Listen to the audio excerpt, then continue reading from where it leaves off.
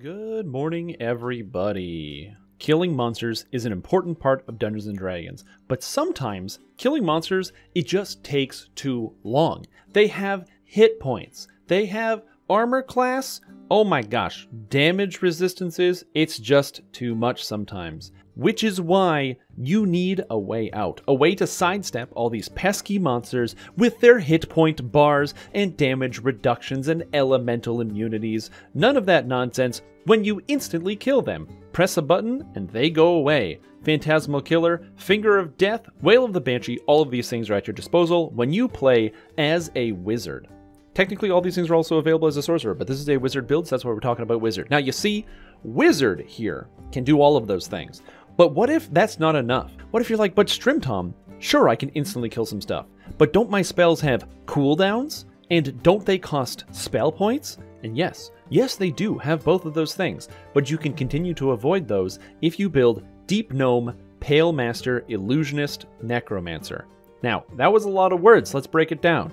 Deep Gnome. Well, you want to be a Deep Gnome because Deep Gnomes get bonuses to Illusion DCs, which helps fuel your Phantasmal Killer, and they get their own Phantasmal Killer spell-like ability, which helps save you on the mana cost as well as with the cooldowns, since it's an extra ability you can cast. Palemaster, because obviously we're doing some cool necromancy. We got Finger of Death, Circle of Death, and Wail of the Banshee, and you want to have as high DCs as possible, so Palemaster just makes sense. You're focusing on necromancy, why not also just be undead at the same time and have really high DCs? And then finally, reaching into that Archmage, grabbing out the Phantasmal Killer spell-like ability, as well as some cost reduction on some of your other spells and metamagic effects, which then gives you a total of 3 Phantasmal Killers, 1 Finger of Death, a Circle of Death, and a Wail of the Banshee that you can just constantly belt out on targets. That's the type of character that I played, and that's the type of character I'm going to show you today. And not only is this character strong, but because you're focusing on pretty much exclusively instant kills,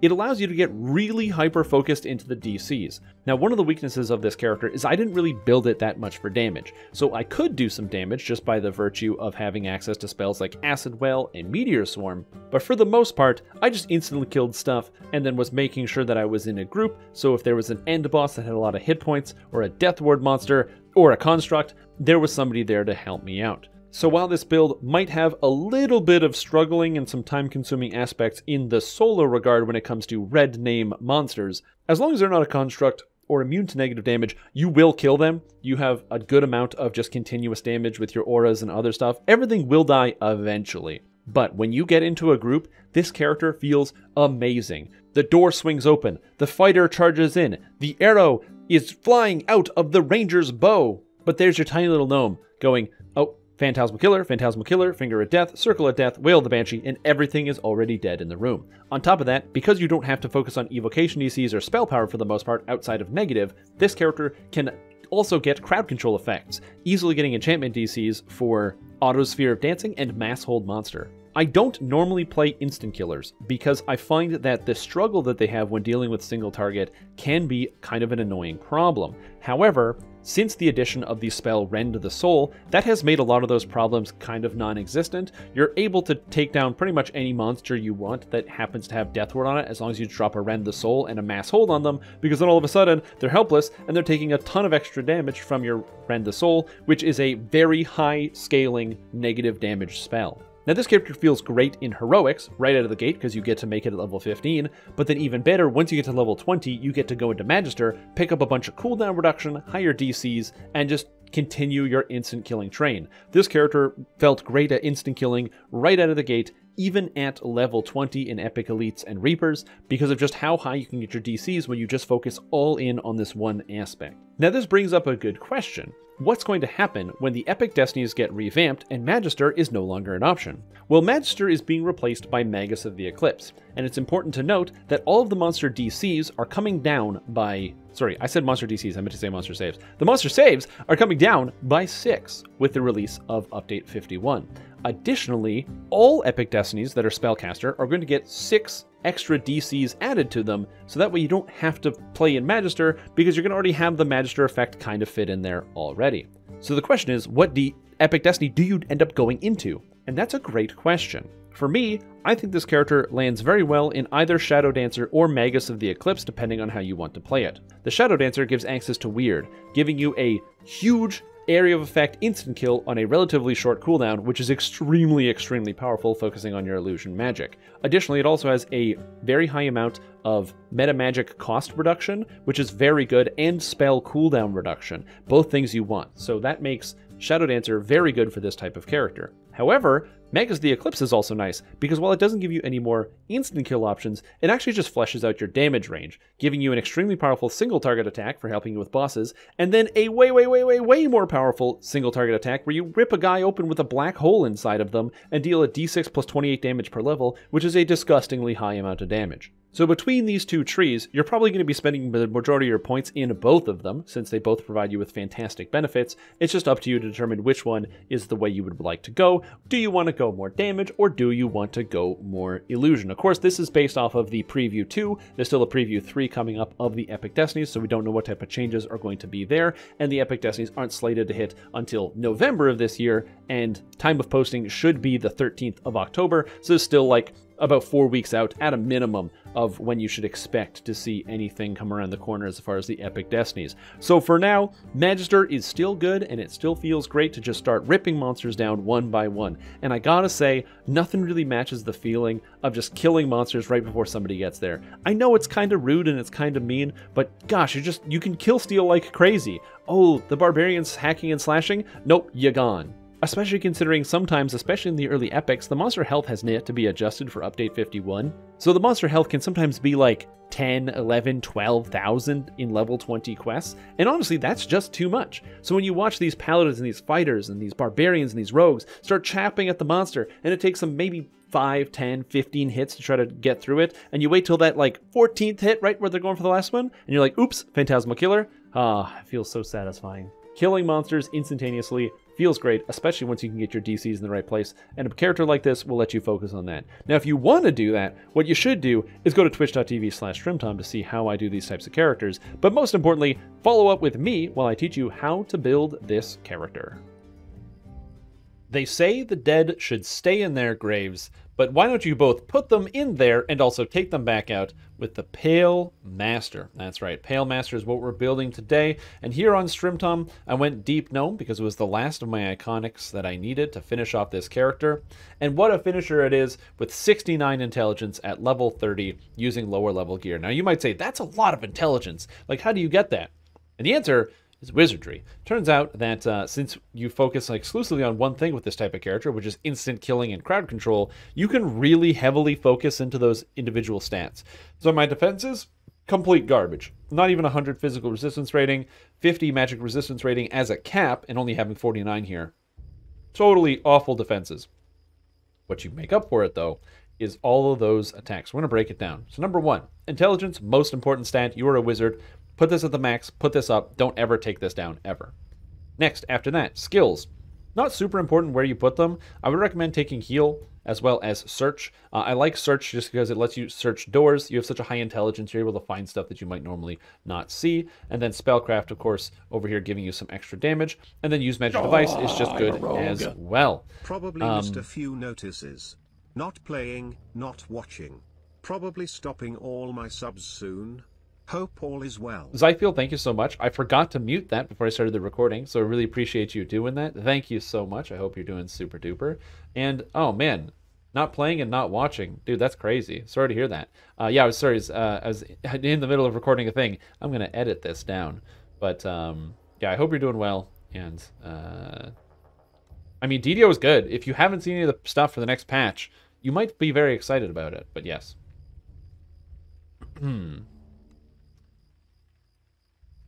I think I covered skills. For feats, what you're going to want to do is pick up the important metamagic feats, Quicken, Heighten, and Extend. You don't need Heighten until you're in Epic, so usually I take this around level 18 or 20, because wizards get bonus feats every 5 levels. That one works well. And the reason is, this makes your spells up to your highest level, but you can't cast level 9 spells until you're actually at the level cap, so you want to make sure you're giving that a second to kind of like simmer in that area. You want to wait till you're all the way at the top.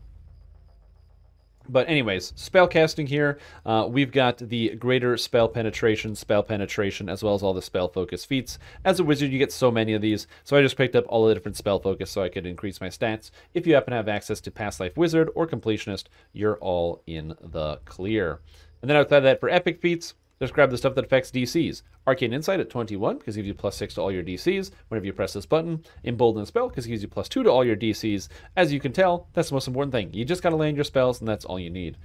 As far as the actual final ability here, Legendary Feat, I went with Sign of the Shadowfell, just because of the Necromancy DCs on here are very helpful. Even though this character does heavily focus on Illusion being a deep gnome, usually Necromancy is kind of like the bread and butter, so you kind of go into there. As far as your spells go, you don't need that many. I would say just, if you want to screenshot this list, these are kind of the essential ones right here. Quick summary, since you start at level 15 with this character, you start with 8th level spells, so pretty much all these spells are available right away. Stuff like Fear Immunity from Greater Heroism, extra damage from Necrotic Ray, healing yourself with Negative Energy Burst, and Death Aura. Your 8th level spells pretty much don't matter. I never cast any of these ones. I didn't cast Auto's Irresistible. I only used Repair Critical as a joke, and Sunburst, I think I cast it twice very recently, and that's pretty much it. Important spells to look out for, Circle of Death and Undeath to Death. These are just like your bread and butter for clearing off packs of guys. They both have a 30-second cooldown, and they're both really nice. In fact, that cooldown gets even lower if you just focus on it, which we'll talk about in a sec. And then for 9th level, there's not enough slots here. You wish you could take them all, but Rend the Soul is good. Wail of the Banshee for instant kills. Mass Hold Monster for locking down monsters. As far as enhancement goes, in this tree, you're actually going to see... Oh, I got to get rid of that box there. Box, so it's actually kind of visible. Oh well. You have the Deep Gnome here, and the Deep Gnome, you want to grab the Intelligence out of the tree. You want to grab Color Spray, just 1 point. More points just reduces the cost, but you never really worry about spell point cost. It's not a big deal. +3 to Illusion DCs, and then 1 point in the Phantasmal Killer spell-like ability here, because then that gives you a spell-like ability, so you can cast this all the time and heighten it for free. Out of Archmage, you're going to be picking up the Phantasmal Killer spell-like ability. Everything else along the way doesn't really matter. I picked up Improved Quickening, so I could leave Quicken all the time, as well as the Spell Penetration, and then some extra Intelligence, because that just seemed good. And then you just want to grab Phantasmal Killer, so you have 2 spell-like abilities for Phantasmal Killer. And then, of course, we have the Palemaster tree, grabbing all of the different cores. And then I grabbed the Crit, 1 point in the skill, or the points in the skeleton here, so it's a little bit tougher. The health. I grabbed a secondary form. I use Wraith form and Lich form. Wraith form for the majority of the time, and then Lich form when I need a little bit of that extra magical defense, so when there's more magic coming in. And then, of course, at the top here, you've got Necromantic Focus, Animate, Ally, and Ascended Shroud. Dark Discorporation here is really powerful, because you basically put this on and it reduces the damage that you take by 25 or by 50%. It's really, really nice. In fact, it's even really good as reactive discorporation. I didn't take it when I probably should have. So make sure you take that if you get the chance. And then for the selectables, I took Necromancy DCs, Enchantment DCs, and then the Incorporeal Mischance, because I just want to take less damage. And then the capstone here just keeps you alive. Outside of that, I just had a universal point, so I spent it in Fate Arc Illusionist. This is a pretty tight build. If you're missing 1 point, okay, because I have 1 extra racial point from the tome that I have. If you're only an 80-point build, don't take this 1 point of intelligence, and then instead make sure you could take 2 points in Phantasmal Killer just to drop that mana cost by 10 every time you cast a spell if you want. So you'll be 1 intelligence down from where I am, but don't worry about that. As far as the epics go, Epic Destiny-wise, you're going to be in Magister because it's the best thing. It's going to grant you all the DCs that you want here, all the DCs that you want here, bunch of intelligence, reduced mana cost, everything you could possibly think of. Important note, the specialization I took Necromancy. Now, while this character does have a huge focus on illusion magic, you actually take Necromancy, and the reason is because Necromancy augmentation here makes it so when you cast Necromancy spells on monsters, it has a chance to reduce their Fortitude saves by 5, as well as the cooldown reduction of your spells.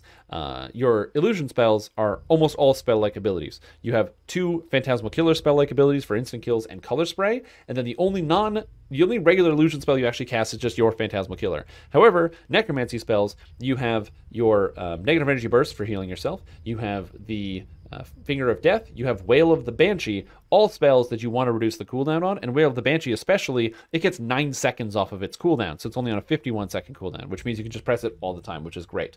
So for that reason, even though this is mostly an illusionist, you still want to keep that Necromancy going here. It's really nice. Don't forget that you also have Arcane Spell Surge, which allows you to add +5 to your DCs all the time. You can just slap this button before you enter any rooms, that sort of thing. It's got a 1-minute cooldown, so just make sure you're pressing this all the time for those extra DCs. As far as the rest of the stuff in this tree, it's all complete garbage, so don't take any of it. As far as your twists and what you should take, personally, I took Arcane Hymn out of the Fatesinger tree. It grants spell penetration, which is nice. Use Magic Device, which I personally needed because I don't have a lot of charisma, so I was still failing a lot of the time, but it was nice to have. Additionally, +1 intelligence and absorption to spells, so that's great. Piercing Spellcraft for +3 to Spell Pen, and then I added Intelligence here because I got my last level, but you want to make sure you take Draconic Presence because it's +3 to your DCs, your fear-based spells, and once you know it, Phantasmal Killer is a fear-based spell, so it's an extra +3 to DCs. Another consideration would be Endless Faith as well if I was running out of spell points. I don't have any issues with spell points, so I didn't really care too much. So you could, if you wanted, especially if you don't have as many points, go Arcane Hymn, Endless Faith, and of course Draconic Presence. That can kind of all come there and come together. And as far as itemization is going to go, this character is going to want to run the Dreadkeeper set. It comes out of the Sharn Docks quests. You can pick them up at level 17, which is very nice. You can farm that out ahead of time if you want to get that. It's very good. A lot of defensive stats, physical resistance rating, spell DCs, intelligence, all sorts of really nice stuff. Additionally, for leveling, I had this item called the Torque of Prince Rayum. Because you take so much damage all the time, you just heal it back from all your passive auras as a Palemaster. It was just a bunch of free spell points, and honestly, it was kind of crazy how much it gave me. This is very irritating to farm out, but now that people are actually running the raid Zoabi's Revenge fairly regularly, it's not too hard to get your hands on one of these if you want to go for that as a kind of one of these cool niche items. Additionally, something you'll want to try to invest in is the Stygian Wrath. This is an orb that comes out of Sharn, and it has Insightful Nullification and Negative Lore, just giving you a whole bunch of extra negative stats to really increase the healing. Again, it's not about the damage, it's more about the healing more than anything else. And I think that's it. All my other items are pretty just like straightforward standard stuff, just some Sharn gear that I had thrown on. I haven't changed anything since level 15, so these are all, except for my weapon, which is now a Scepter of Corrosion, because when I worked my way through epics, I was casting mostly Acid Well for damage, so I had the Corrosion here. The only other item I will bring focus to is the Black Velvet Capelet. Again, another Sharn item, which grants you Profane Well-Rounded, so +1 all stats. Intelligence, which is good. Boon of Undeath, which makes it so when you get struck, you can get healed, which is, again, good. And then Insightful Negative Amplification, which you just generally want. If you happen to have the Dreadkeeper set piece, the chest piece, it will actually give you increased negative amplification. I unfortunately didn't have it, so I didn't use it. I used the Barovian Noble's Regalia instead for some extra crit and some damage, but I just used Caneth Crafting to make negative amplification. It's a very early access thing in Caneth Crafting, is the healing, negative, and repair amplification, so these gloves I use for nullification as well as the negative amp right here. Anyways, that's pretty much how I ran the character. If you're planning on going into epics, your general set that you're going to want to run is probably something like 4 pieces of winter using the Mage Right set, which is like an endgame goggles set, so it gives you all the DCs that you want. Yeah, with the 4 pieces of winter, and then grab yourself to make sure you've got your profane DCs, so like you've got the necklace from the winter set for profane DCs. You want to grab something for quality bonus to your DCs, probably like an artifact that will do that, maybe even the artifact helmet out of Saltmarsh, which will do that for you. No, it's not Saltmarsh, I'm thinking of Morian the Undying. Something like there, and then maybe even grabbing sacred DCs as well if you want, off of a couple different items, just to make sure you got it all packed in. It's pretty much everything you need. It doesn't matter how much damage you do, you just need DCs, DCs, DCs, which means you actually might not even need the Dreadkeeper set at the level cap. Dreadkeeper set is great to get you started, because it's fairly simple to come by. You just got to do some quests, no raiding, although the gloves are very irritating to come by. But that being said, the skin-tight gloves can be, while they can be hard to come by, it's still easier to get than some raids as well. So it's kind of a way to look at it as you go forward.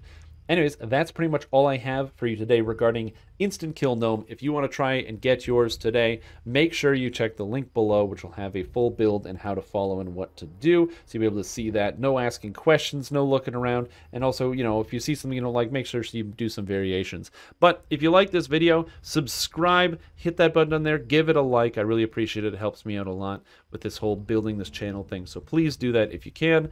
And also check out the Twitch stream, twitch.tv/Strimtom. If you want to see how this character performs live, the decisions that get made, what items you're going to use, where you're going to go, what things you should cast, little minor ask questions about gameplay and seeing how the character performs. Twitch.tv/Strimtom, this twitch.tv/Strimtom. Thank you for watching, and I will go back into my grave.